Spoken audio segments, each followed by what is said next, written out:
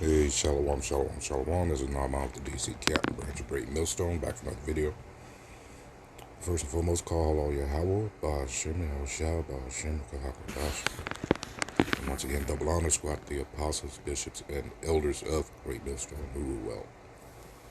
Alright, so here we are back with more videos highlighting the stupidity of our enemies. Chiefly the nation of Edom, so-called white people. You have a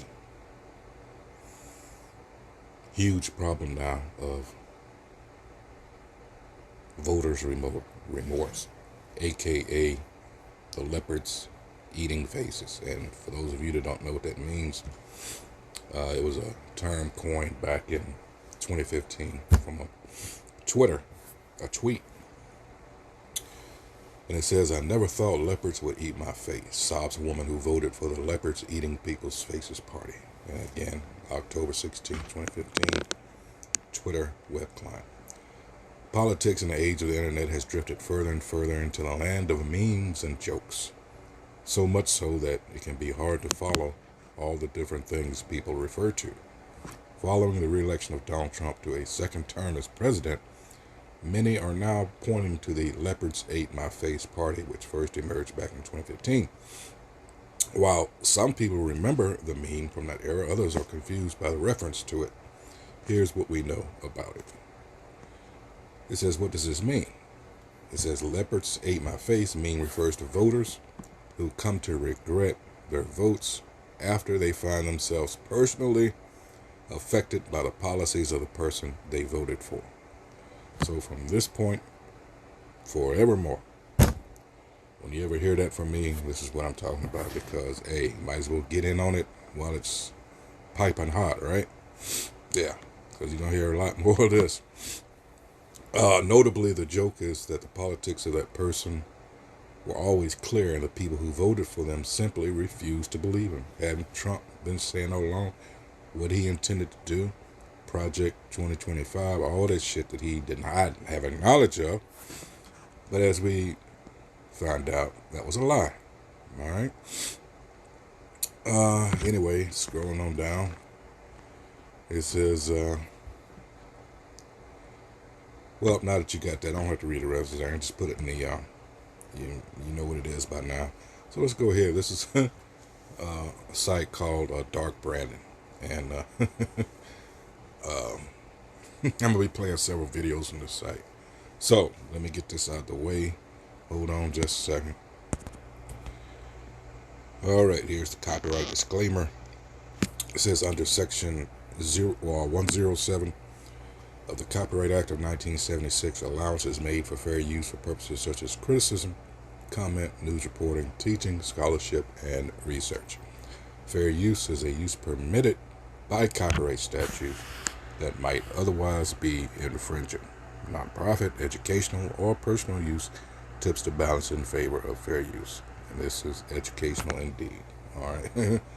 I have no intent of profiting from this whatsoever. It's just used as a teaching tool. Alright, so we got out Alright, so here we go with the video. This is Dark Brandon. The way we got in this situation is pretty simple to explain. Basically, when Nixon was discovered having committed a Watergate, people thought the Republican Party was washed up.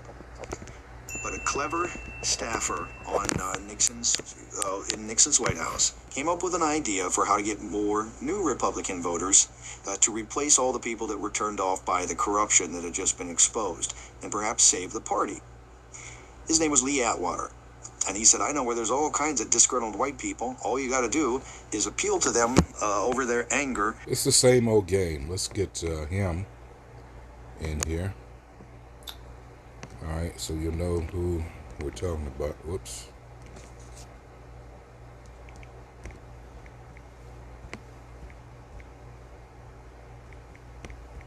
This piece of shit.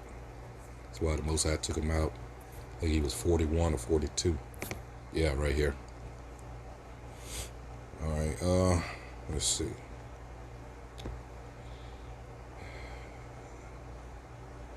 He was from Atlanta, Georgia. All right. Yeah, he was in a Republican political career. South Carolina Republican Party, next state over.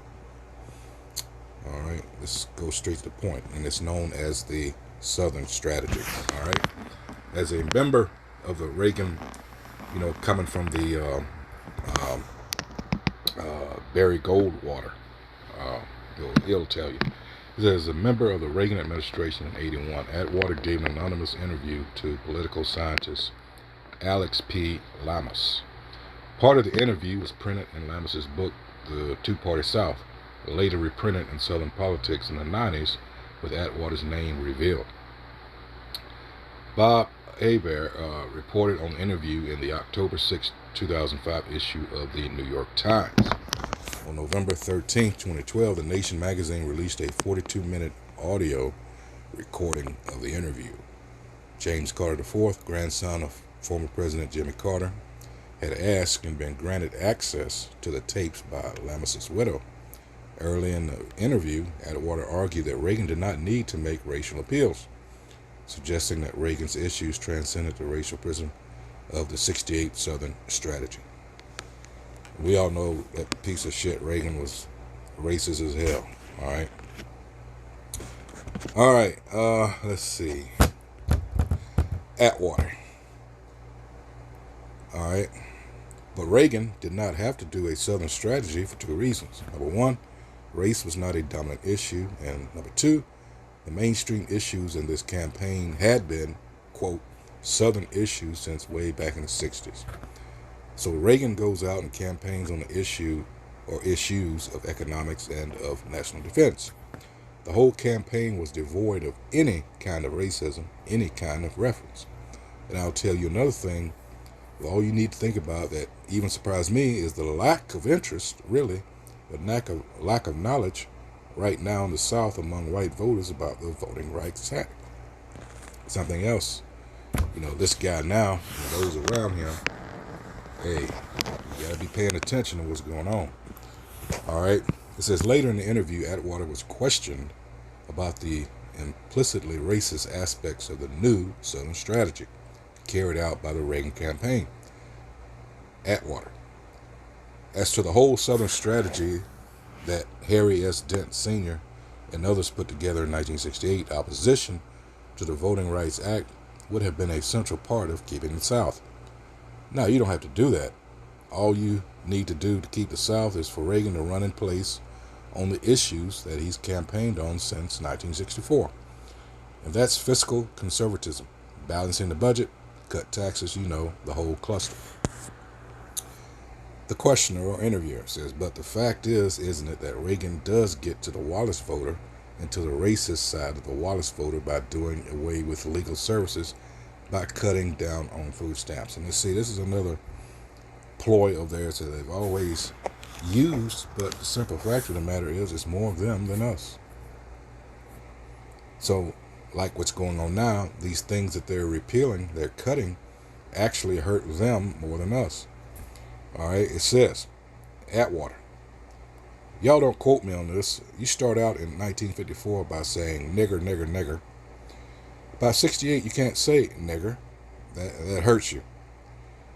It backfires. So you say stuff like forced busing, states' rights, and all that stuff. You're getting so abstract now that you're talking about cutting taxes, and all these things you're talking about are totally economic things, and a byproduct of them is that blacks get hurt worse than whites. Talking in code. All right? And subconsciously, maybe that is part of it. I'm not saying that, but I'm saying that if it is getting that abstract and that coded, that we are doing away with the racial problem one way or the other. You follow me? Because obviously sitting around saying we want to cut this is much more abstract than even the busing thing, and a hell of a lot more abstract than nigger nigger. So, any way you look at it, race is coming on the back burner. All right. So there you have it. That's what he's getting to. I just laid it out for you and explained it. All right, here we go. It's the same thing. It has never, ever gone away. They just shift strategy repackaged the same old shit. All right, that's why we gotta get the fuck up out of here. About the end of Jim Crow and about school desegregation and about the Civil Rights Act. And these are the words that you'll say to kind of trigger them. Then we call these the racist dog whistles. And you will send a message to them that they are welcome in the Republican Party. And starting in the mid-70s to the mid-80s, there was a massive change in voter registration from Democrat to Republican on the part of all of these racists and lowlifes and ignorant people. At the same time, Trump started to have political ambitions. Now, it turns out Trump has an IQ of about 73. He barely functions as an adult. If it were not for the fact that his father gave him a lot of money, he wouldn't be able to function as an adult. Trump has less money now than he would have had if he'd just taken the money he got from his father and put it in an index fund in the stock market and just let it sit. But he's gradually played around with it all these years and lost it in all his lawsuits and so forth, and his 6 bankruptcies, and he has dissipated a fortune over his lifetime. Now, he's had the Russians for the last 20 years to bail him out, but ordinary people cannot be as dumb as Trump and still function.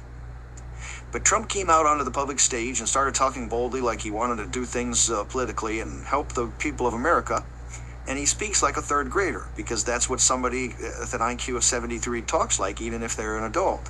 Linguists have analyzed his speech, and they've made it plain. He speaks English at a third grade level. This energized dumb people, because for the first time they could understand a presidential candidate. And they said things like, "Oh, he speaks his mind. He's the first guy that doesn't use a bunch of fancy words and confuse me. Now I finally understand what he's saying." And of course, what he was saying was a lot of things they wanted to hear. They were the racist dog whistles. And so you had a beautiful alliance, from their perspective, of racists and stupid people. The lower 12% of the IQ distribution corresponds perfectly to Trump's supporters. Now, these people are so intelligent that there's actually a federal statute that prohibits their induction into military service. They didn't want to have a repeat. Congress didn't want to have a repeat of the McNamara's morons incident from Vietnam, which is a notorious thing you can look up on your own. McNamara's morons, it's called. Basically, we had a Secretary of Defense who had the idea that, hey, why don't we recruit low intelligence people, send them to war and see what happens. And what happened was they died in droves, and of course things got worse. And so they didn't want that to happen again, so they actually passed a law. You're not allowed to recruit and induct into military service the lowest 12% on the IQ range. But they're still allowed to vote, and Trump energized them. He made dumb people think that they finally understood politics. He made people strut around proud of themselves, thinking that they had a grasp of the issues, because they could tell on some level that Trump wasn't much smarter than they were, but there he was, a big shot. So he seemed like a champion for them. Of course, all these people forget that they aren't rich. They didn't have a dad hand them the equivalent of $412 million. Exactly. And they can't do the things that Trump does, and they can't get away with the things Trump has gotten away with. And even Trump himself is not going to get away with them indefinitely. But the stage has been set, and this is where we're at. Basically, we have a fanatical core of low intelligence voters that are solidly behind Trump. They will back him no matter what he does or says, because they don't care what he does or says. They just know he's their guy. They understand him. They like him. He talks to them in a way that they can comprehend, and they are fanatical in their support of him. He is giving them what they see as dignity and strength. And then at the other end of the spectrum are smart people from all walks of life. I actually used to be a Republican myself. I'm ashamed to admit it now, but I know I'm not alone. I mean, millions of people who make sure that they turn out to vote against Trump used to be actual Republicans, because the Republican Party is now nothing but a loony bin of the very low intelligent, and there's just no way that you can be associated with them at all. So now it's going to be, some range of conservative to liberal Democrats. But see, when it comes to us, it doesn't matter. You have to keep in mind Revelation 13 and 11. Let's get that real quick. All right, because at the end of the day, it's not going to bode well for us.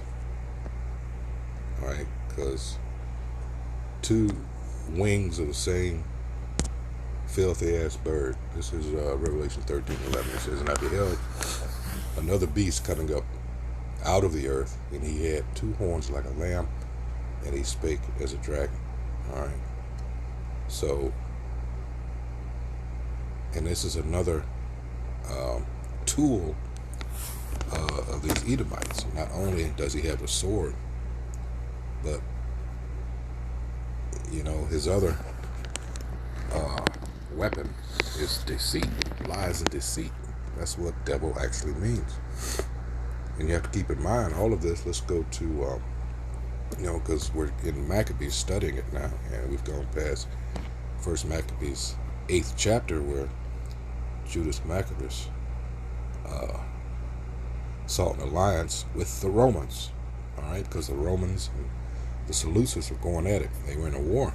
So it became a thing of the enemy of my enemy is my friend. All right, and he made alliance with the Romans, and but it tells you there. Let's go get it, about how they were.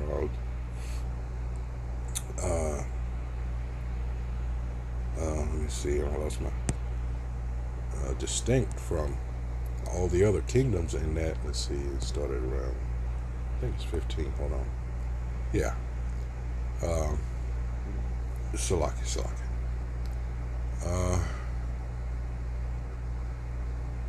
Let's see.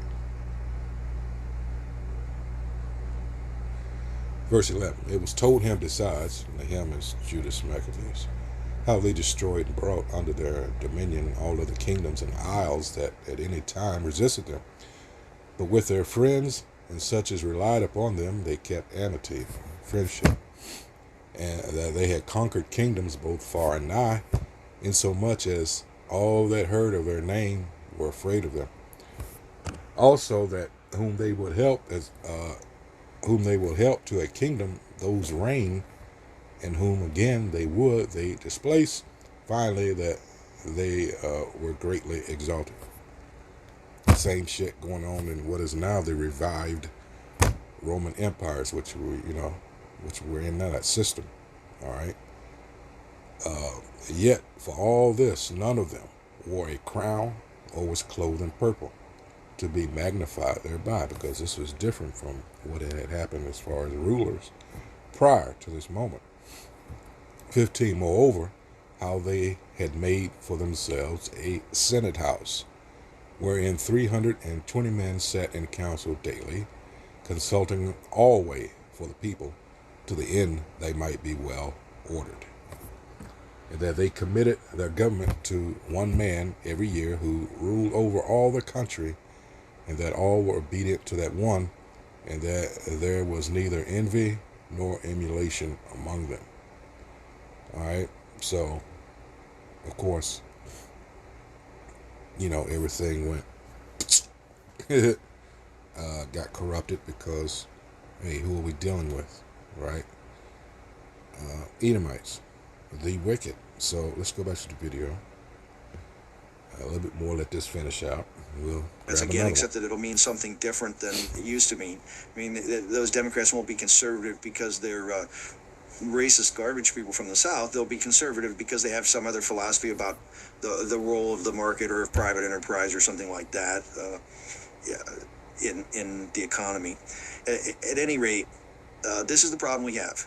It's basically now just the very low intelligence versus the high intelligence. And the thing is going to be decided by undecided people who don't pay any attention. People in the middle that don't pay attention to politics, no matter whether the politicians are smart or dumb. They just show up on election day and try to do their best. Those are the people you have to reach. You have to get them interested. You have to explain to them what's going on. They have to be told Trump is a moron and he wants to be a dictator. And he's got a million morons behind him that want him to be a dictator.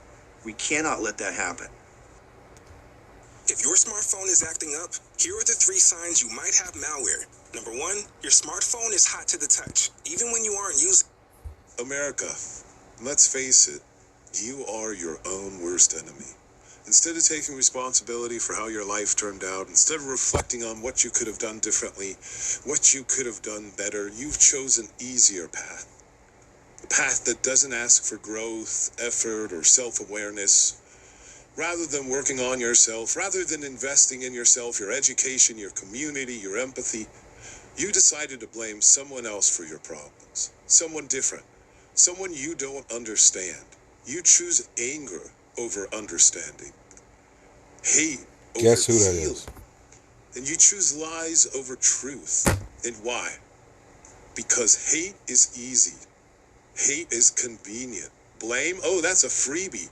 Doesn't cost you anything. But empathy, perspective, empathy and perspective, those take work. And let's face it, America, you're lazy. You're intellectually lazy. And voting against your own interests, that's not just a mistake. It's self-sabotage. You've been sold a dream that never included you, and instead of waking up, you double down. You cling to conspiracy theories because they make you feel smart without having to think. You parrot lies because they make you feel right without having to be. But here's the thing. When you burn it all down, you just don't hurt the people you hate, you hurt yourself. You hurt your future, your family, your children. It's not too late, America. We can still choose empathy over anger. We can choose truth over lies. But it starts with you. It starts with accountability, with ownership, with being brave enough to admit when you've been wrong. Because hate doesn't build, it destroys. And if you keep voting for destruction, you're going to get exactly what you asked for. And it won't be the people you blame who pay the price. It'll be you. See, that's the thing. What they have done up until this point, a lot of them fail to realize or just refuse to accept it. All right, when it comes to us, who we are and why these things are happening. All right, so they have this cognitive dissonance.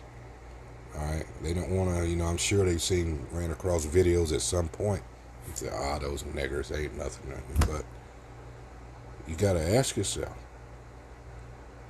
things happening, is it because of them folks over there in our land, what they're doing over there?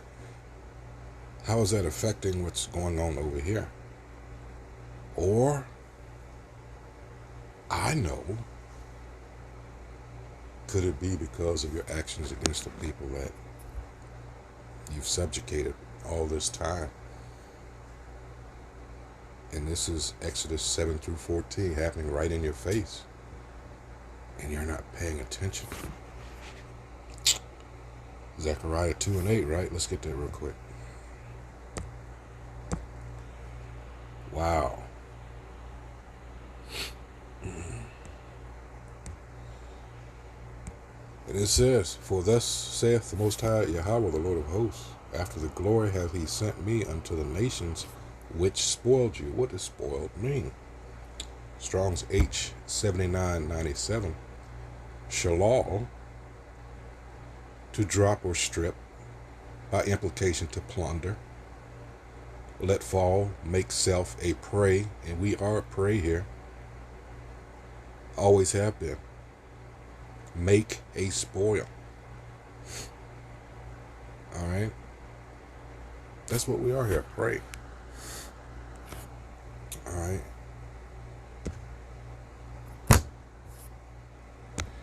Alright, let's see where we're going to go from here. Let's see if I can remember the order. That's the leopard, got the guy over there. His face eating. Alright. And you get guys like this as a perfect example. Cancel je date voor aankomende donderdag, want donderdagavond ga ik jou live uitleggen hoe mensen... Hey there, folks. Hope you're doing well today. Today we wanted to look at a MAGA IRS employee who was laid off and is in disbelief that Donald Trump did it to him. I mean, I can't believe the leopards ate my face. Let's begin by hearing how the day started. Oh, this is an interview from NBC 10 Philadelphia. Tell me what happened today. So, I went in at my normal time. When I arrived there, everybody was in a very downtrodden mood. And when I went to my computer, everybody was having some technical issues. Like none of our computers were really loading up either the programs that we needed to operate or like Teams. My story is the Teams. That's kind of how I figured out that we were getting fired today. Was when I went in, I logged into Teams, and I sent you the photo of what I saw when I went to log in. And that's when I left my cubicle and I went around to everybody else I work with. And I'm like, hey, what's your Teams look like? Some were having trouble. Some were able to log in. It was very, very chaotic. There was no organization to it at all. Wait, did he say that something Trump did, or I'm sorry, the Trump administration did, that was very chaotic and had no organization at all? That doesn't sound like Donald Trump. And basically we just sat around for the rest of the day. Talk about government efficiency. We literally sat there and did nothing all day long, while we waited for our fate. So again, we got our email saying that we were fired after sitting around all day knowing we were fired. And then we turned in our equipment about an hour or so later, and then we were escorted out of the building. That really does suck, though, staring at a guillotine for 8 hours just waiting for it to drop. Damn. What do you make of what happened to you and your colleagues today? We hear about 400 employees, including yourself, were laid off. It's unfair. I was unemployed, so I was laid off. I was laid off before this job, and it took me 8 months to apply and go through all the background checks and everything I had to do to get this job. And then 4 months later, now I'm in the same boat I was in before. I don't know how to feel. I'm kind of numb right now. So this is a new federal employee, and he is truly, a new employee in that probationary period. But so many federal employees who are in the probationary period have been working for the federal government for more than 10 plus years, and that experience is incredibly valuable. If one of those people who'd been working for the federal government for 10 years got a promotion or wanted to change departments, that would reset this probationary period. And so they were able to sweep up not only new hires, but very experienced workers as part of this. Yeah, even if you had been there 30 years, isn't that so? But the only it's like the only saving grace with that is that you don't put your time in. All right, now there is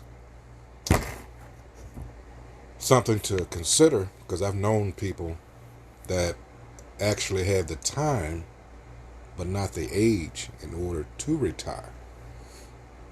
Knew this cat years ago, worked for the county here, the DMV, and did 33 years, retired, but he didn't have the age to draw, so he had to find something another 10 years, to fill that gap. But he was all set anyway. He had bought a semi-tractor, for, over the road hauling and shit like that. His own rig he had bought. So he was, he did things to prepare himself for that. But not everybody is in the position to do that, even though, again, he did everything what they call the right way. All right. But these are the same people that would tell everybody else, hey, just pull yourself up by your bootstraps. This is why I'm enjoying this. All right. And it's not just grunts. There was part of leadership, too, who was caught up in this sweep. Really good, really valuable employees. I don't know about this guy wearing a football jersey on the news, but yeah. I went out to lunch with one of my buddies after immediately it happened, and what can you do at this point? Aside from reach out to the news organizations, reach out to our senators, reach out to our representatives. It was an illegal firing. My performance was good. I was doing everything I was supposed to be doing.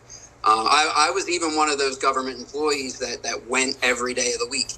I had to report every Monday through Friday, 7 to 3:30. That was my tour duty, and that's what I served. And so there, take note. He said it was an illegal firing, and what can we do? We can only reach out to news organizations and our senators. Now just wait for it. The reporter will introduce Donald Trump into the conversation soon. And here I am. Did they give you any inkling as to is there a package that you're aware about that exists right now? Or? Well, no, not for us. I mean, I did not take that deferred resignation, which now looking back on it, it's kind of a regret. But who knows if that's even going to be honored in the end anyway, too. So I just feel pretty lost. I don't know where I'm going to go forward from. And I think that's worth noting too. No packages were given to these employees as they were dismissed. They could have taken the offer prior to leaving.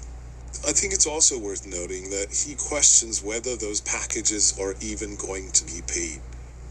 Really, someone who's lost a lot of faith. Now, is that in Daddy Trump or the government? Let's find out. What do you make of the Trump administration's actions?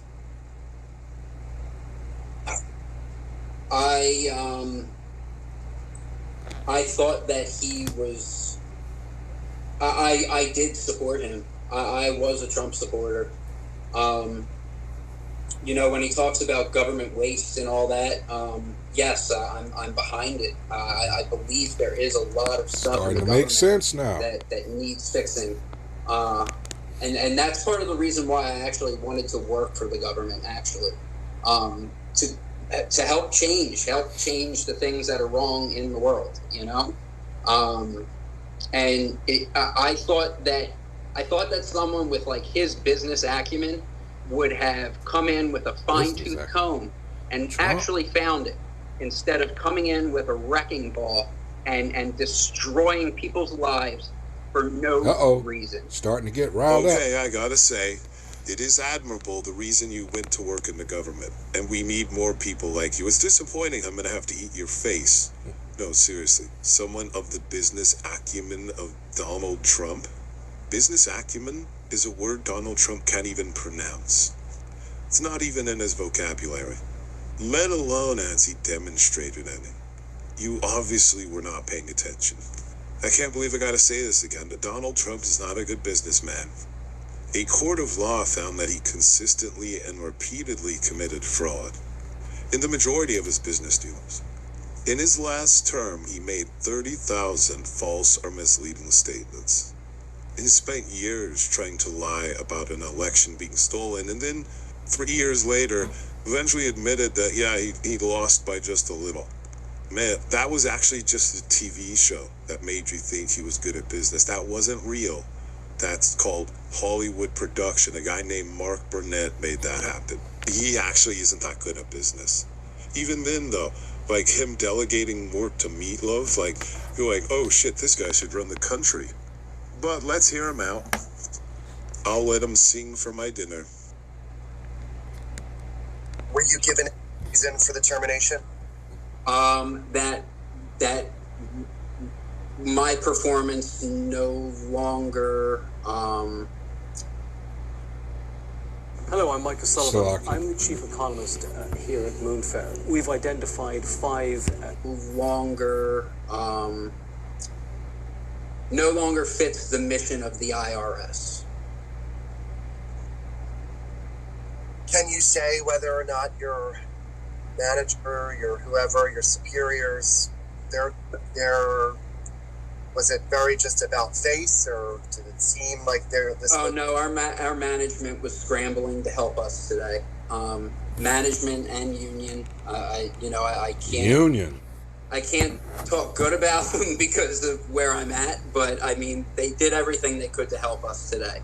And even some of the higher up management were sympathetic, and they understood where we were coming from.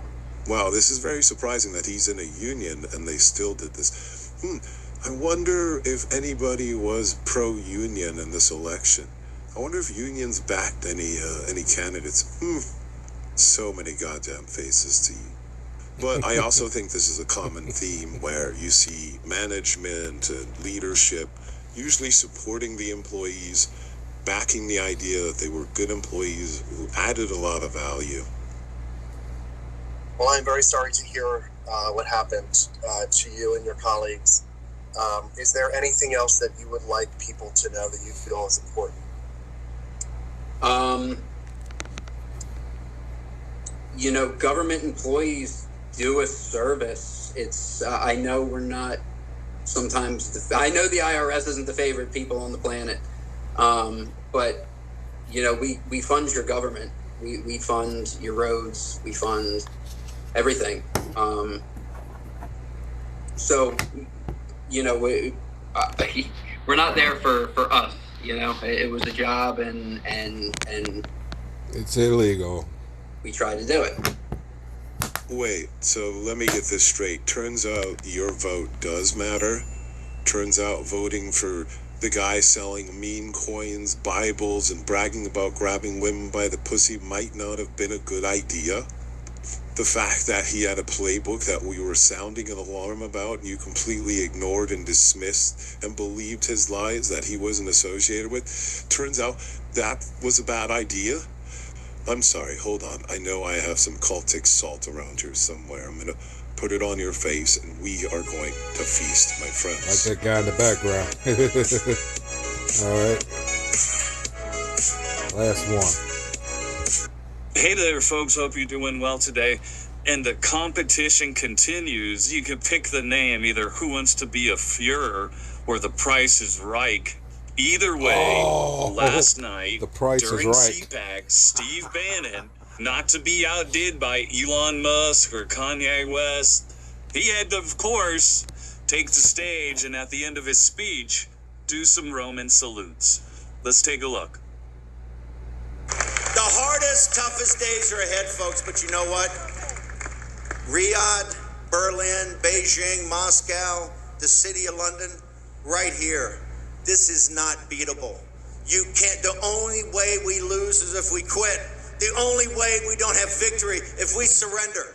The only way that they win is we retreat. And we're not going to retreat. We're not going to surrender. We're not going to quit. Fight, fight, fight. Amen. God bless you. You are amazing. Ever wonder why them folks, the ADOL, don't come down on these guys? Funny, huh? All right. The ADL don't, man. You've honored every patriot in this country, every patriot grave. But it's always about Kanye and, you know, all these other jakes that do things that were completely, well, at least in the case of, well, I don't know about completely, but Kyrie Irving and the shit that they put him through, you know, and yet all this disparaging shit concerning us, that's another thing that lets you know what's going on, what's what, who's who, all right? Through your agency, this is all you.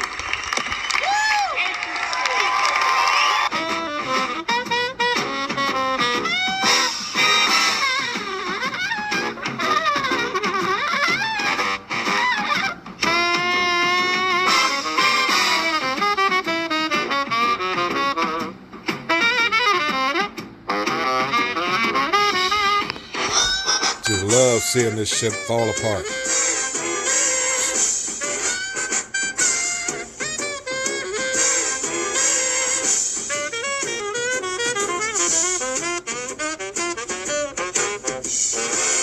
Okay, so a couple of different takeaways here.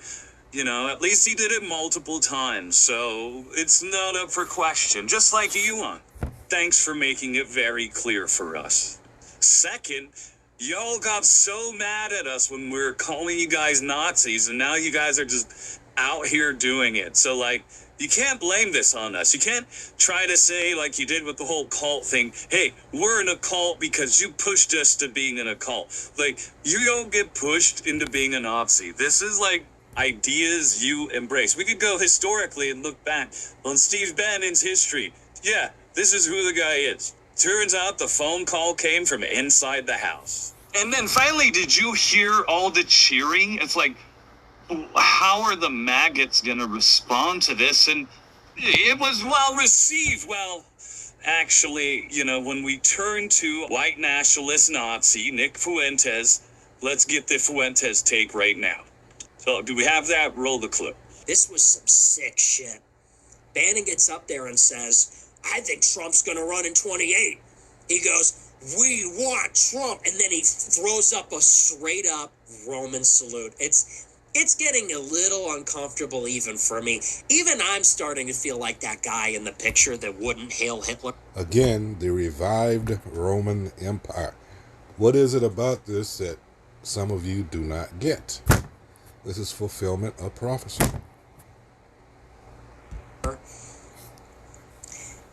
It's even getting a little uncomfortable, and I'm saying that, you know? And I was writing policy memos for Supreme Leader Kanye West, okay? I was writing policy papers based on Hitler's policies for Supreme Leader Ye. And it's getting even a little excessive for me. Bannon goes up there and he's like, Trump is our guy in 28. Person like that only comes around twice in a country's history. We want Trump. And then a straight up salute. And even me, I'm kind of looking around like, is everyone see that? Is everyone rocking with this? Okay, so let's try to put this in perspective, right? Like, one of the biggest white nationalists is like, whoa, you guys, your fly is open and you're hanging out for everyone to see, guys. This is a little too much, guys. And then he tries to put it in context. He's like, listen, guys, I wrote policy for Supreme Leader Kanye West. Like, I am an authority on white nationalists and Nazis, and this has me a little concerned. Again, when Nick Fuentes is the voice of reason, it's like, what kind of upside down world are we in? And I hate that this asshole is the voice of reason. How did we get here? But man, I can't wait to see who wins Apprentice Nazi Edition Season 3. Again, this is by and of your doing. All right, let's get this real quick and I'll come back to, let's see.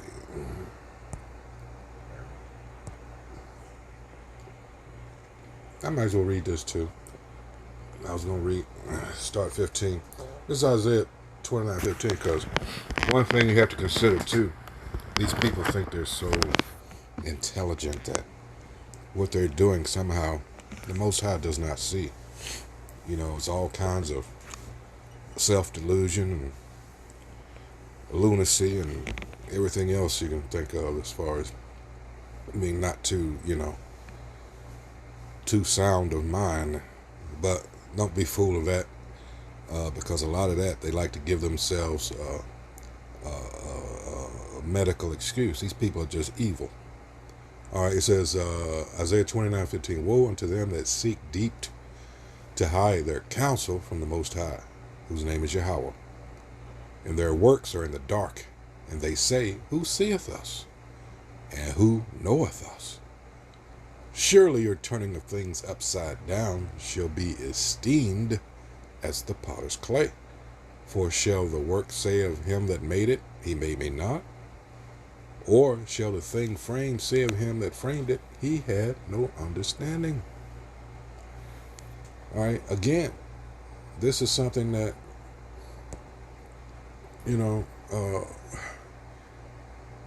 Psalms 10, what was King David?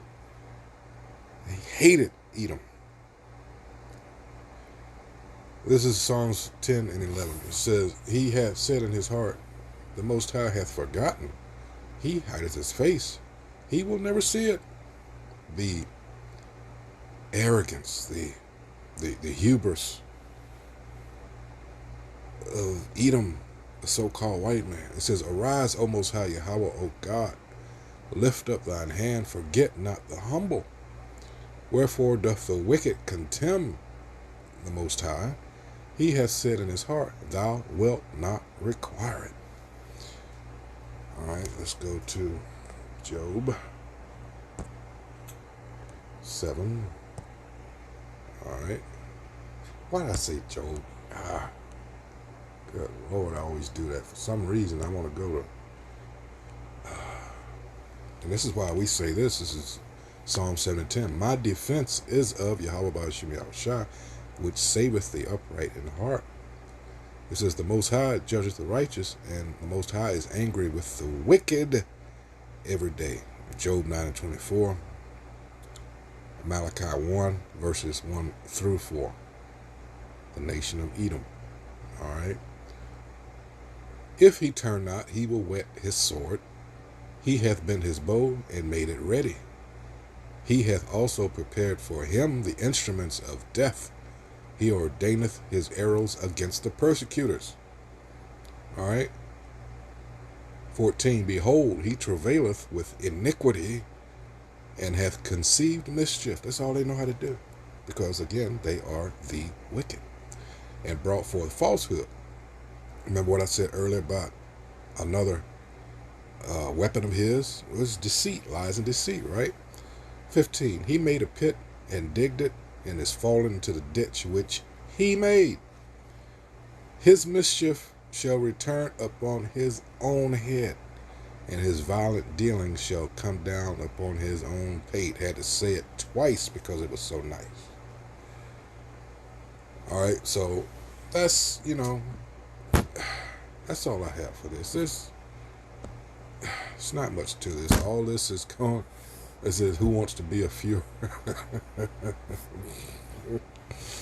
And I might work that into the title somehow. But in any case, this place is done. As it says in Jeremiah, there's no healing. There's no balm to heal this place. I'm paraphrasing, of course.